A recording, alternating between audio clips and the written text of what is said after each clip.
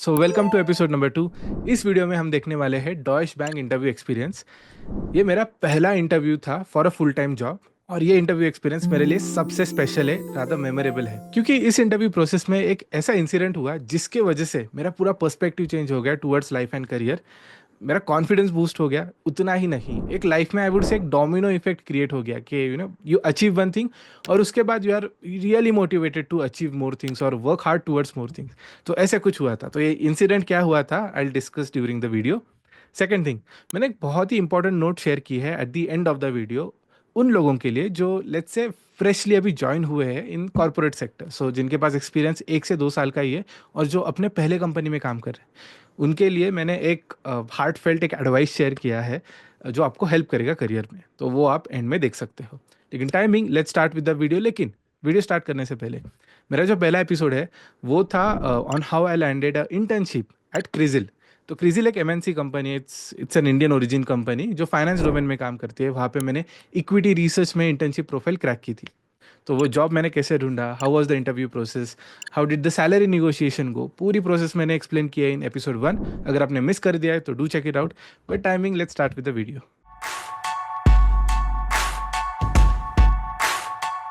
तो ये बात है 2017 की। मैं अपने थर्ड ईयर ऑफ बीकॉम में था। Somewhere around I think October November, Deutsche Bank हमारे कैंपस पे आई थी। They had just launched a new programme. इस प्रोग्राम का नाम था एनालिस्ट डेवलपमेंट प्रोग्राम। अभी ये उनकी पहली बैच थी जहाँ पर वो कैंपस रिक्रूटमेंट के लिए जा रहे थे। दे हैड शॉर्टलिस्टेड 2 कॉलेजेस, एक था बीएमसीसी फ्रॉम पुणे एंड दूसरा था Symbiosis. I was from BMCC. तो यहाँ पर सबसे पहले शॉर्ट लिस्टिंग का पार्ट स्टार्ट हुआ। उसके बाद we had an interview process जहाँ पे एक राउंड ग्रुप डिस्कशन का था और फिर 2 से 3 पर्सनल इंटरव्यूज हुए, मतलब 2 टेक्निकल पर्सनल इंटरव्यूज और एक एचआर राउंड हुआ। And after that I think I spend around 15 months. तो उसके बारे में भी बात करेंगे, दैट ओवरऑल एक्सपीरियंस कैसा था। स्टार्ट करते हैं शॉर्ट लिस्टिंग प्रोसेस के साथ। जब मैंने अपना सीवी बनाया to submit for this process, तो वहाँ पर 3 सेक्शन थे। सबसे पहला सेक्शन था एकेडमिक्स, जहाँ पर मैंने 10th 12th और ग्रेजुएशन का जो भी एवरेज था थर्ड ईयर तक वो मेंशन किया था। इसके बाद मैंने सर्टिफिकेशन का एक अलग से सेक्शन बनाया था, और यहाँ पर मेरे पास दो I I think data input थे, डेटा इनपुट ही कहूँगा टाइमिंग। फर्स्ट वन वाज, मैंने एफआरएम का पार्ट 1 क्लियर कर लिया था और पार्ट 2 अपियर्ड था, so I was awaiting my result. So वैसे मैंने लिख दिया FRM part 1 passed and awaiting result for part 2। दूसरे लाइन में मैंने ये लिख दिया था कि यूएस सीएमए एस्पायरेंट। तो थर्ड ईयर बीकॉम में मैंने बस रजिस्टर कर लिया था, आई हैड द मेंबरशिप, लेकिन मैंने कोई भी एग्जाम नहीं दी थी। It was after joining Deutsch bank जब मैंने एग्जाम दी। तो यहाँ पे बस मैंने एस्पायरेंट लिख दिया on the basis that I am already a member, मैंने रजिस्ट्रेशन कर लिया है। So that helped a lot. Academic section बहुत स्ट्रांग हो गया। तो वीडियो को आगे देखने से पहले I have one quick announcement. I have a great news for you. मैंने रिसेंटली फिनस्ट्रीट एजुकेशन ये वेंचर स्टार्ट किया है, जहाँ पे मैं खुद यूएससीए में पढ़ाता हूँ। तो अगर आपको मुझसे डायरेक्टली सीए में पढ़ना हो तो आप हमारे पुणे क्लासरूम में आ सकते हो, या फिर आप हमारा वर्चुअल लर्निंग क्लासरूम भी ज्वाइन कर सकते हो, जहाँ पे मैं ऑनलाइन लाइव क्लासेस लेता हूँ।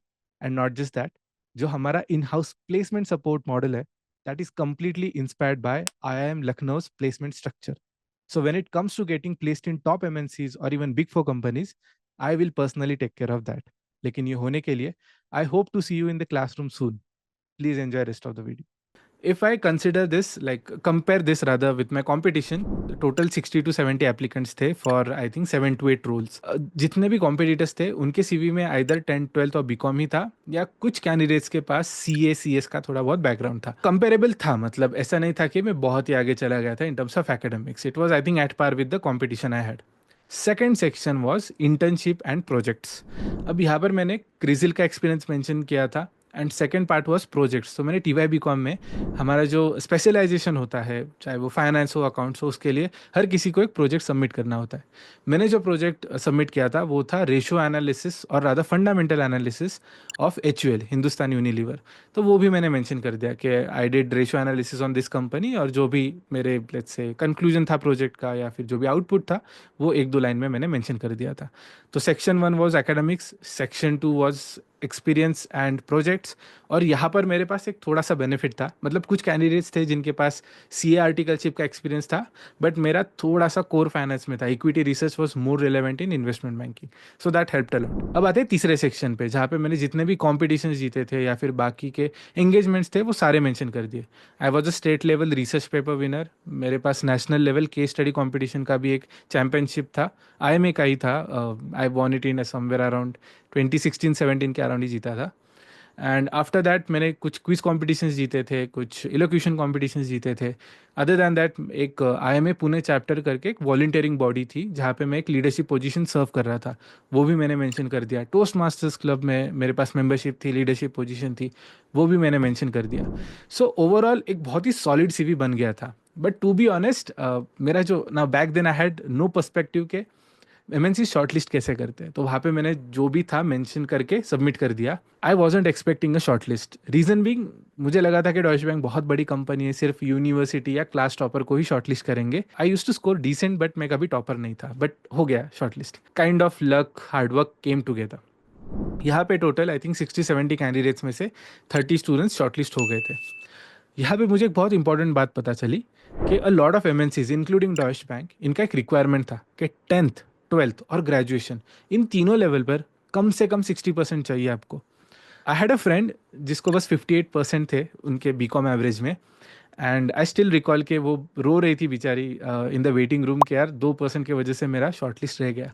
Hard truth, but please be careful. अभी जितने भी मेरे स्टूडेंट्स होते हैं मैं उनको क्लियरली बता देता हूँ कि majority of companies have this requirement कि कम से कम 60% तो स्कोर चाहिए।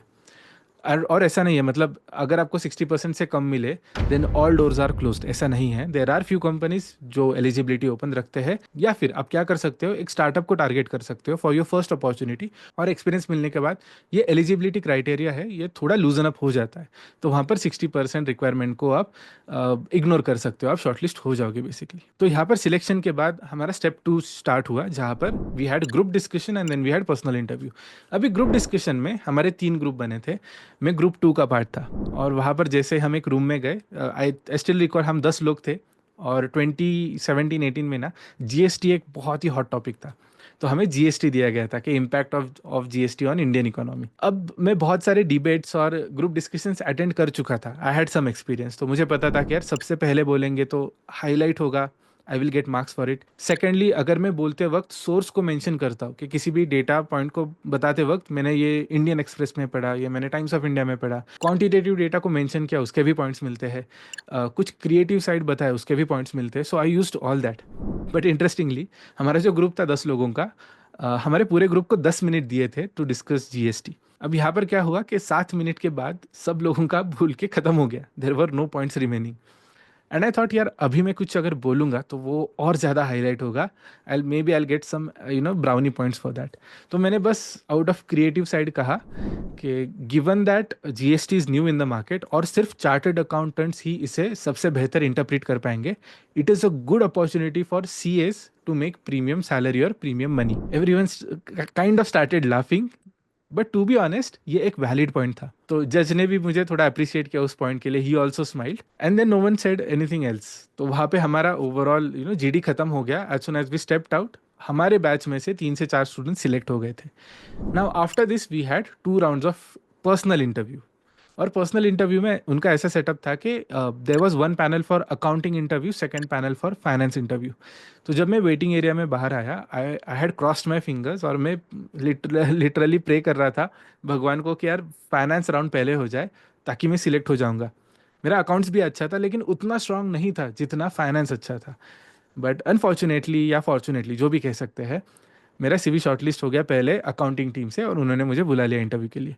And I was the first one two enter, तो मैं किसी से पूछ भी नहीं सकता था कि यार कौन से क्वेश्चंस पूछे जा रहे हैं। तो अकाउंटिंग पैनल ने जो क्वेश्चंस पूछे थे वो कुछ ऐसे थे। सबसे पहले पूछा कि यार अकाउंट्स क्या होता है, सिंप्लीफाई दिस फॉर अस।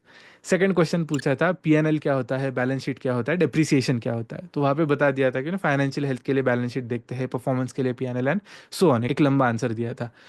उसके बाद ये पूछा कि बैलेंस शीट पूरे साल के लिए होता है या एक स्पेसिफिक दिन के लिए होता है, पीएनएल के बारे में भी सेम क्वेश्चन पूछा, वो भी आंसर कर दिया। After that 3 golden rules of accounting वो भी पूछ लिए थे। एंड आई थॉट ठीक है अभी ऑलमोस्ट हो गया है, लेकिन अब जो अगला क्वेश्चन आया वहाँ पे मेरा मेसअप हो गया। नेक्स्ट क्वेश्चन वाज कि आदित्य, अगर एक कंपनी डिविडेंड पे करती है अपने इन्वेस्टर्स को, what are the series of journal entries we need to pass. और वो मुझे पता नहीं था, और वो मुझे बताना चाहिए था कि सॉरी सर मुझे पता नहीं है, बट आई ब्लैबर्ड समथिंग। ठीक है, मैंने कुछ गलत जर्नल एंट्री बता दी थी, एंड आई थॉट इतने सारे सही जवाब दिए, but may be I am not going to be selected just because of this one answer. So I was really tensed after that session.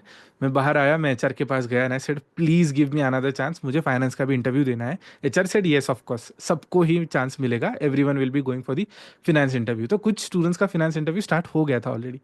Those who are coming out, I reached out to them और उनसे पूछ लिया कि यार questions क्या पूछे जा रहे हैं। तो उन्होंने मुझे बताया, टिपिकल क्वेश्चंस थे, what is derivatives, what is equity, या फिर व्हाट इज डेट, फाइनेंस में टाइम वैल्यू ऑफ मनी क्या होता है, वैल्यूएशन कैसे किया जाता है, स्टॉक्स क्या होता है, स्टॉक मार्केट क्या होता है, ऐसे सिंपल क्वेश्चंस पूछे जा रहे थे। आई वॉज वेरी हैप्पी अगर मुझे किसी ने पूछ लिया व्हाट इज डेरिवेटिव्स, क्योंकि मैंने एफआरएम पार्ट 1 में डेरिवेटिव्स इन डेप्थ पढ़ लिया था, तो अगर कोई मुझे पूछेगा मेरे लिए वो बाय हाथ का खेल था। So with a lot of confidence मैं अपना फाइनेंस इंटरव्यू देने चला गया। Now here's additional context. जब मैं इंटरव्यू रूम में गया, the person sitting in front of me, he was vice president of a risk team, credit risk team में। उनके साइड में जो बैठे थे वो एक एवीपी थे, assistant vice president, again at a senior position. The first question ही asked me was, Aditya is this true, have you really passed FRM part 1?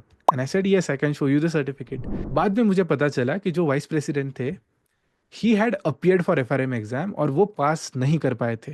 And to be honest, FRM बहुत डिफिकल्ट होता है। अभी अगर मुझसे कोई पूछेगा कि क्या एक बीकॉम कैंडिडेट को एफआरएम करना चाहिए, absolutely not.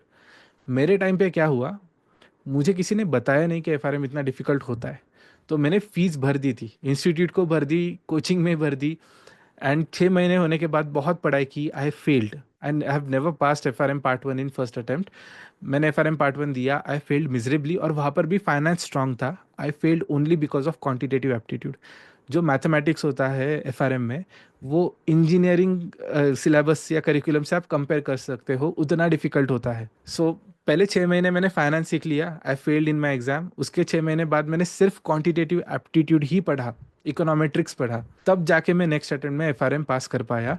And one of the most difficult phases of my life, मैंने सब कुछ छोड़ दिया था, कॉलेज लाइफ, फ्रेंड्स वगैरह, everything. I was just studying like a crazy person. तब जाके वो मैं कॉन्ट क्रैक कर पाया था और एग्जाम दे पाया था। I wouldn't recommend to anyone else, insanely difficult. अगर आप इंजीनियर हो, may be some chances, but BCom side पे तो very difficult as a fresher, और anyone with less than 2-3 years of experience, very difficult. So coming back to the interview process, मुझे बाद में पता चला कि that person had missed out on FRM exam, but the person knew कि FRM के syllabus में क्या होता है। यहाँ पर मैं क्वेश्चन एक्सपेक्ट कर रहा था पूछेंगे कि व्हाट इज डेरिवेटिव्स, लेकिन first question that was asked to me was, how do you price a derivative, मतलब डेरिवेटिव्स का वैल्यूएशन कैसे किया जाता है ना। वहाँ पे मैंने आंसर तो कर दिया कि ब्लैक शोल्स मर्टन मॉडल है, उसे यूज करके हम there are 6 to 7 factors to be considered, और उसे यूज करके हम वैल्यूएशन निकाल सकते हैं। Question number 2 was, what is put call parity. तो जैसे ही मुझे सेकंड क्वेश्चन पूछा गया, मुझे ये तो पता चल गया कि यहाँ पे मेरा interview as a BCom candidate नहीं हो रहा है, यहाँ पर as a FRM plus CMA candidate हो रहा है, क्योंकि बहुत डिफिकल्ट क्वेश्चंस पूछे जा रहे थे। तो मैंने पुट कॉल पैरिटी भी बता दिया कि क्या होता है। आफ्टर दैट जो वाइस प्रेसिडेंट पर्सन थे, he started laughing, he said I don't have any further questions. जो साइड में बैठे हुए एवीपी थे, उन्होंने पूछा कि Aditya what is standard deviation, तो मैंने वो भी एक्सप्लेन कर दिया। उसके बाद he also started smiling and he also said I am done with my questions. तो जो वीपी थे, I still recall his name, but मुझे थोड़ा ऑड लग रहा है बताने में, but he said, Aditya, it's really amazing what you have done. You are selected. Why don't you go and talk to the HR directly? और मैं बिलीव ही नहीं कर पाया। I was in such an utter shock. मैं जैसे ही बाहर निकला, means in that list of all 60 candidates जिन्होंने अप्लाई किया था, 30 got short listed and finally 6 or 7 of us got short listed, like final selection हुआ था। उसमें मैं पहला था जिसको ऑफर दी गई थी। I was directly, like within 5 or 10 minutes after these 3 to 4 questions, I was sent to the HR room, जहाँ पे मेरा फाइनल डिस्कशन स्टार्ट हुआ इन terms of discussing salary and other part. इसके बाद अब थोड़ा इंटरेस्टिंग पार्ट स्टार्ट होता है। ठीक है, आई हैड नो क्लू के HR राउंड में होता क्या है। जब मेरा क्रिजिल का प्रोसेस हुआ था, वहाँ पे बस एक ही राउंड हुआ था, हायरिंग मैनेजर ने लिया था। तो यहाँ पे आई जस्ट थॉट कि कुछ फॉर्मेलिटीज होंगी। जैसे मैं अंदर गया HR से मिलने, शी सेड कि आदित्य, हमने एक पीपीटी सेशन लिया था, pre placement talk in your college, तो वहाँ पर हमने डॉइश बैंक के कुछ वैल्यूज़ मेंशन की थी। डू यू रिकॉल वो वैल्यूज़ कौन से हैं? And I was completely puzzled. मुझे कुछ वैल्यूज याद आए, मैंने वो बता दी है, but I couldn't answer all the values. Second question was कि आदित्य, इंटीग्रिटी क्या होता है?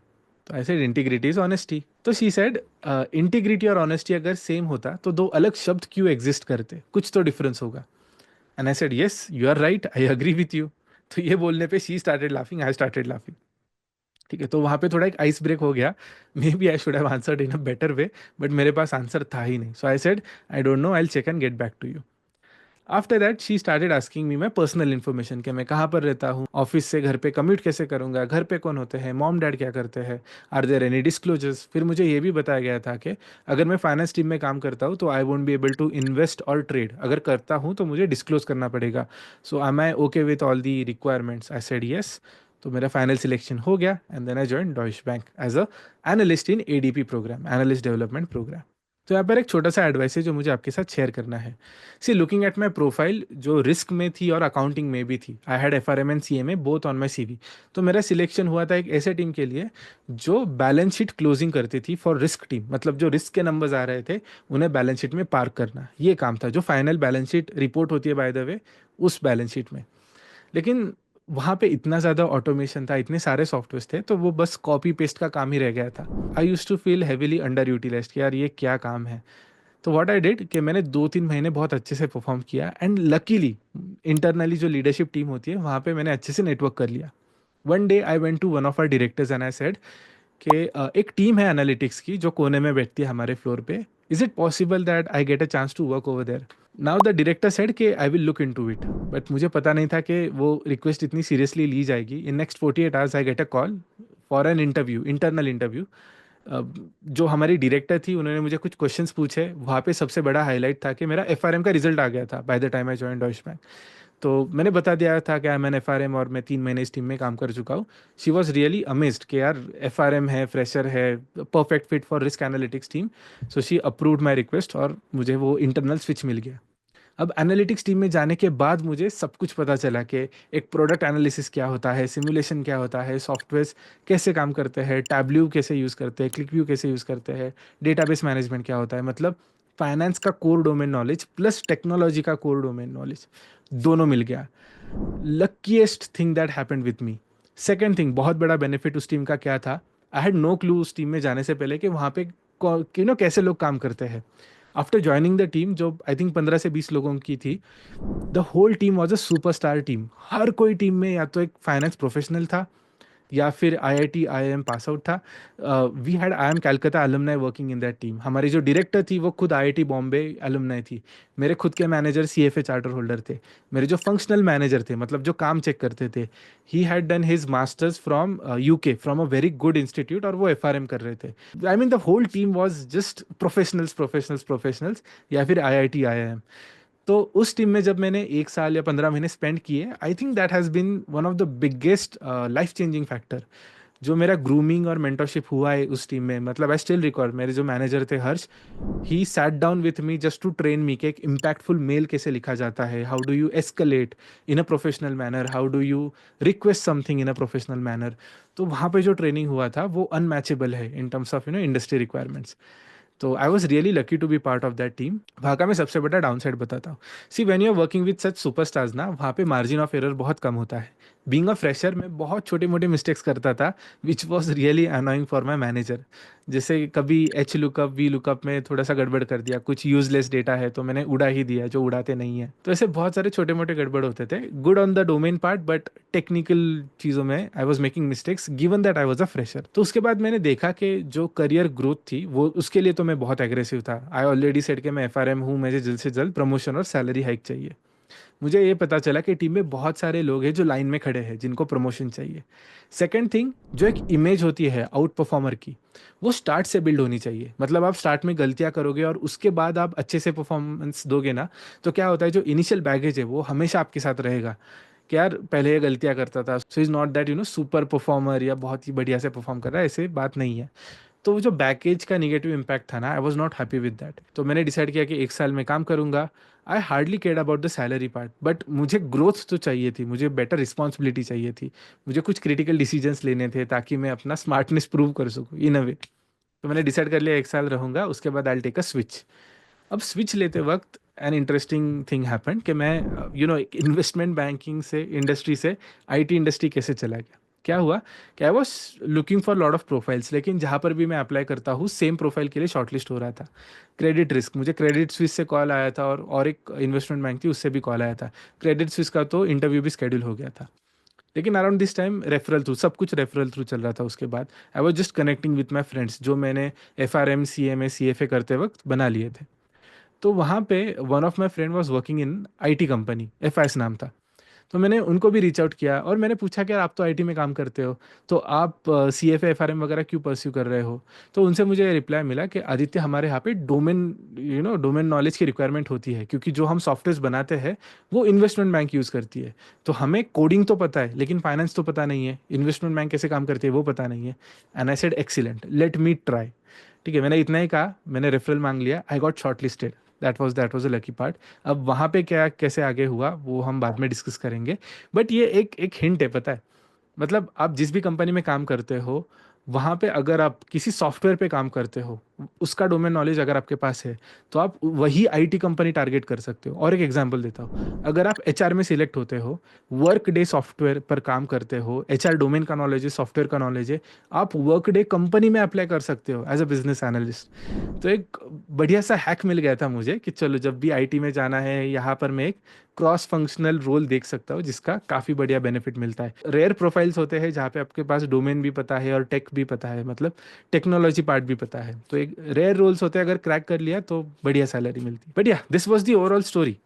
कैसे मैं अपने लास्ट ईयर में शॉर्टलिस्ट हुआ था, इंटरव्यू प्रोसेस हुई, सिलेक्शन हुआ, and I had wonderful time of 15 months at Deutsche Bank. अपने सारे वर्क एक्सपीरियंसेस में मैं सबसे ज़्यादा रेट करूँगा अपने डॉयश बैंक इंटरव्यू को इन terms of learning, in terms of support. मतलब जेन्युइनली पीपल सेंट्रिक कल्चर क्या होता है वो मुझे डॉयश बैंक में ही पता चला। आई was really happy and I would consider lucky कि मुझे ऐसे एक स्टार्ट मिली जिसके वजह से मैं टू सम एक्सटेंट इतना आगे आ पाया करियर में। पर हाँ, that's it for this video. I hope आपको ये पसंद आया होगा। अगला एपिसोड 3 होने वाला है बिजनेस एनालिस्ट इंटरव्यू एक्सपीरियंस, जो मेरा FIS में हुआ था। FIS is a Fortune 500 IT company, Fidelity Information Services, जहाँ पे मैंने अप्रॉक्सीमेटली 2 साल काम किया था। तो उसका एक्सपीरियंस, मतलब वो मैंने रेफरल थ्रू कैसे क्रैक किया, इंटरव्यू में क्या हुआ, salary negotiation is the key highlight of next video. तो अगला एपिसोड ज़रूर देखना। आज के लिए इतना ही। Like, share and subscribe. Thank you for watching the video. As usual, I will see in the next one.